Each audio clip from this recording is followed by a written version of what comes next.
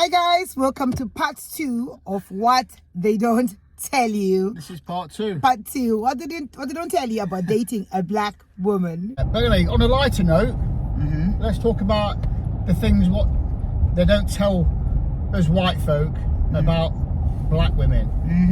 Right. I like lighter notes. Okay, on a lighter note. Let's go on a lighter note, make it more... Right then. When you go to bed at night,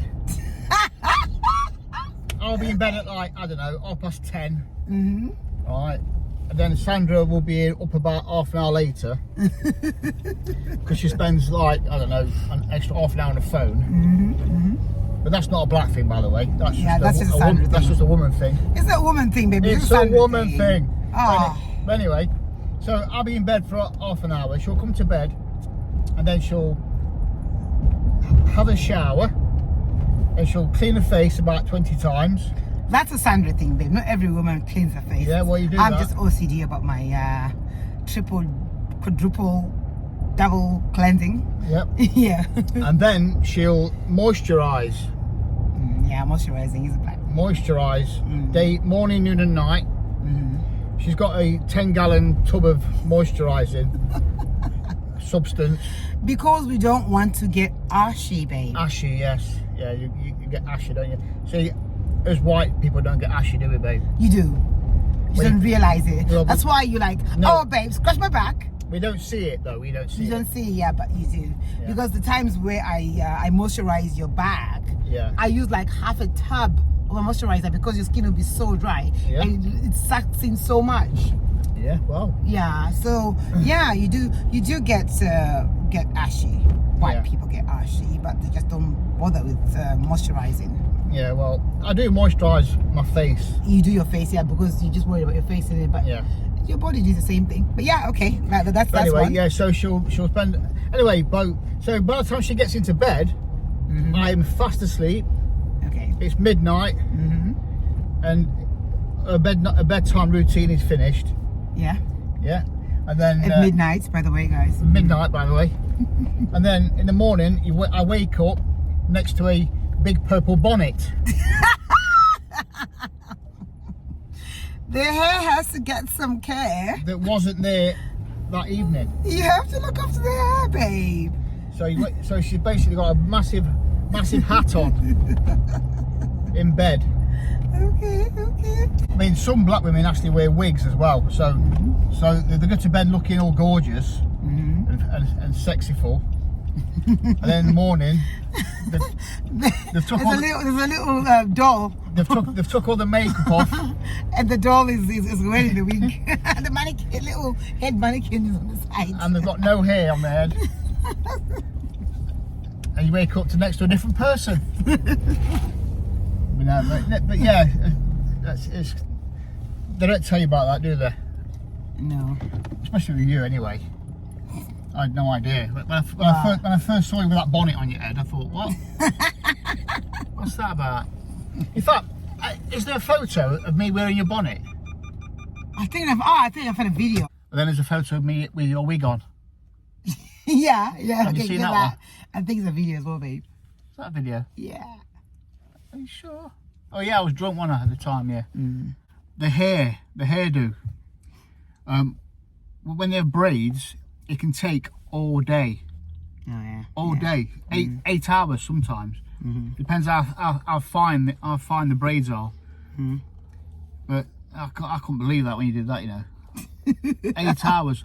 So, yeah, it can take 12 hours sometimes. So if you take them to get the hair done, don't go with them. You go home and watch Formula 1 while they go and get their hair done. Because obviously they'll be gone for half a day at least.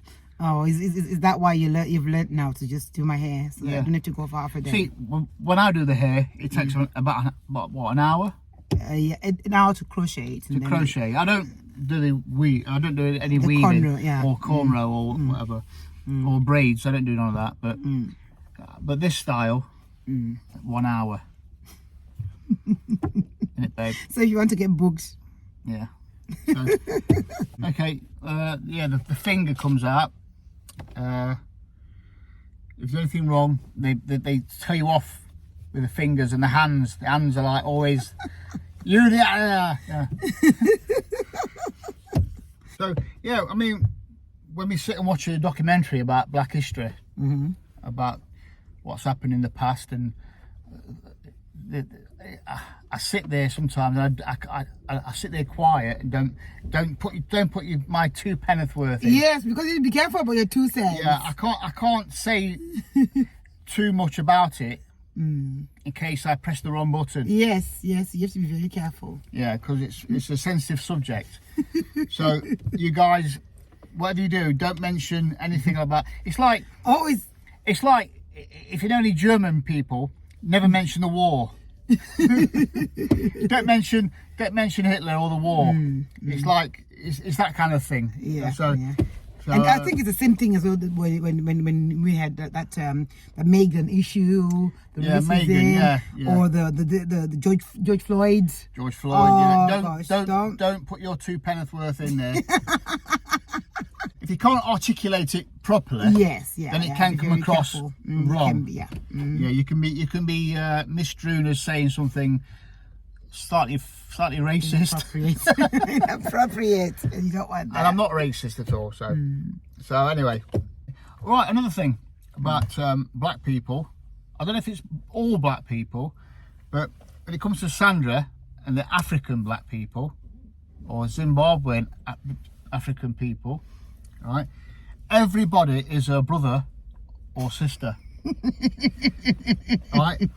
When I first started dating Sandra, I thought she had hundreds of brothers and sisters, because she'll be talking to somebody for about an hour, and I said, "Who's that?" And she said, "Oh, that's my sister." I said, "I didn't know you had a sister." They lived in, I don't know, where was it? Aspidella Zouche. I said, "She's," and then I thought you've only got what, four sisters. I mean, no, I've got loads of sisters. Then we went to Zimfest. Not Zimfest, Afro Nations. Went to Afro Nations last year, and we bumped into this couple on the beach, right? And they was talking for about 2 hours, right? Like they'd known each other for years and years and years. Like, and I was like, oh, and I was talking away, and she was on about this, that, the other. And then when they eventually left, I said, "Oh, how'd you know that guy then?" She goes, "Oh, I've just met him tonight." It was like with his wife. Yeah, and we're like, let's say we'll come to your house for barbecue and we're getting the numbers. Yeah, and we've been invited to the house, and it's like, what? It's like, you know what I mean? Even at Zimfest last year. Yeah, we used to meet somebody, and the next thing, we're coming to your house for barbecue. Come to ours for barbecue. In fact, no, at Zimfest last year, I was at the bar, and there's a massive queue, like a zigzag queue, and people coming up to me in the queue, asking, "What is Sandra drinking?" What's Sandra drinking? I'm thinking, I don't know you. You know what I mean? How would you know me, and how do you know that I'm with Sandra? Do you know what I mean? It's like really weird, because I've never seen these people before in my life. Yeah, but we're just generous people, aren't we, Africans? I think. Yeah, but how do they know I'm with you? Babe, you forgetting that we are also also got quite a following as well. Yeah, I know, but there was thousands of people there. You know what I mean? But yeah, brothers and sisters, mums. How many mums you got? How many mums have you got, babe? I don't know. I don't think I've got energy to count. You've got. You know what I mean? Like as white people, we've got one mother, one father. That's it. Yeah. Some of my mothers are even younger than me. Yeah. But they're my mums. That's our culture. Yeah. Oh, and another thing. All of Sandra's sisters are my wives. Yeah. So Yakai, the sister, she's my kitchen wife. She's my kitchen wife. I've only got one. Yeah. You've only got one bedroom wife. One bedroom wife. But you've got loads of wives. I've got loads of wives all over the world. I mean, I've got in Austria. I mean, Zimbabwe, Bristol, Birmingham. You name it, they're everywhere. Wives everywhere. So that's another thing. For the kids, all the black people they come across are their uncle or auntie. I mean, even me, when I first started seeing Sandra 6 years ago, I was Uncle Steve. I remember the first time it happened, he was like, babe, she just called me uncle. Yeah, Uncle Steve. Do you know what I mean? I've never met the kid in my life, ever. Uncle Steve. What? Uncle Steve? Yeah. So, yeah, I'm an uncle to about, I don't know. Million kids out there. 1,000 kids out there. So, yeah. Yeah, I think if you're older, or if you're mom's age or whatever, I guess it's just a respect thing as well. Yeah, the older, I mean, because I'm pretty old now, so. So I demand the most respect, you see. Yeah. Another thing is, the food. I don't know if it's true with other black people like Jamaicans and stuff, but especially with Sandra in particular, if she won't eat chicken breast. It has to have a bone, babe. The bone gives it flavour. Chicken breast. So it's not chicken. When I started dating Sandra, I cooked her some chicken breast. It was, and it was lovely. I loved it. I wrapped in bacon with cheese, but and then I found out later there was no bone in there. So she likes bone. I love my bone. In the chicken. I think it says, I don't know, it might be slightly a Zimbabwean thing or African thing. Another thing. But it's definitely a Sandra thing. The thing is that what did me though, I'll tell you guys, what did me was she started chewing the bone afterwards. What? I was like, what the hell? I mean, I was like watching her out the corner of my eye, thinking, why is she doing that? And she's chewing the bone and like spitting it out. I'm thinking, what? That's not right, surely. But yeah, it's a thing. I love all. I think personally, I think it's a Sandra thing, or I think it's kind of like more Zimbabweans can relate with this one, because I know I posted something on TikTok and people were saying the same thing. Like for me, I like the bone more than the meat itself. Yeah, but the thing is though, we went to a restaurant. All right. Yeah, we're in a restaurant. I don't do that. I know, it's funny that I went to a restaurant and I ordered chicken for both of us. No, I ordered chicken for me and you had something else, I forget. I normally have fish and I. Yeah, so, and I finished my chicken, but my chicken had bone in it. So I said to her in the restaurant, babe, do you want the bone? And she, shh. Yeah, and bearing in mind, guys, it wasn't just us. We had other people as well with us. So, yeah. So, but you're learning all the time. You're learning about each other. I like that. I like that. So I learned not to offer the bone in restaurants. So yeah, another thing. Right, my mother knew about Sandra before we went on our first date together. Yeah, that's true. So that's the difference between white people, I suppose, white cultures, and your culture. Because I didn't speak to your mother, did I? Yeah, for a while. For months. Yeah, and you kept asking, babe, when am I speaking to your mum? When am I speaking to your mum? And I'm like, babe, you have to stop. You know, with our culture, you can go for a lot longer. I think for Steve, it was about 6 months, I think, until he could speak to my mum. But in an African culture, it can take even like a year or two or something like that. Yeah. So yeah, that's a good point, I think. But you met my mum, didn't you? You met my mum after a few weeks, didn't you? Yeah. You know, you guys introduce your partners to your family quite earlier on, whereas for us it has to be like really serious for us to do that. So that's a good point. Another thing, we could be anywhere in the country and we can just pop in on anybody and they'll invite us in and give us food and make us welcome. And the same way round. Yeah, they can come to our house. Somebody gets called and say, "I'm coming." We're in the area. We're coming around. It's like midnight, and they can come around, right? And you can be just ready for bed to go to bed, and then they come around. But then we offer them food and drinks and whatnot. And don't ever ask when they're leaving. Right? If they want to stay the night, they stay the night. Yeah, Yeah. because Yeah. So you did try at the time when we first met. You're like, oh, so when are you leaving? I'm like, no, you don't do that. that's a no. You don't ask when they're leaving. No, because they're welcome to stay as long as they want to stay. Yeah. So it's interesting.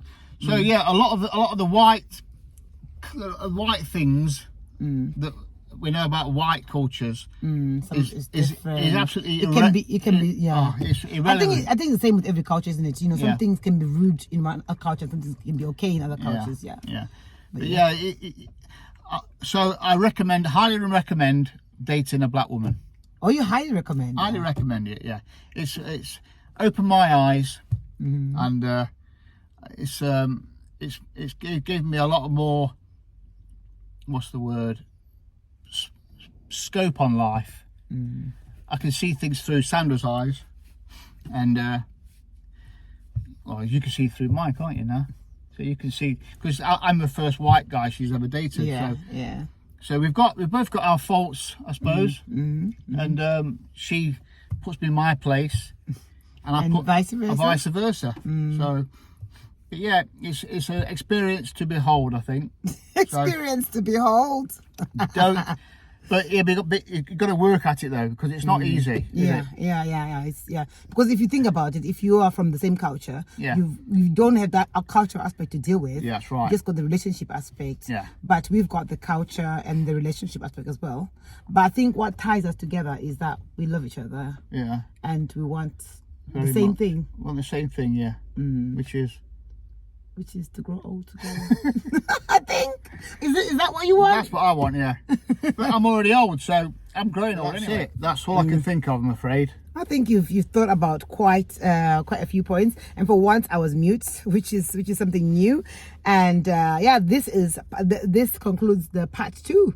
Part 2 of what they don't tell you about dating a black girl. If I think of anything else, I'll let you know. Yeah, or you can just put it in the comment section. Yeah, but don't forget to press the like, subscribe, and comment below, please. Until next time, guys. Bye. Bye.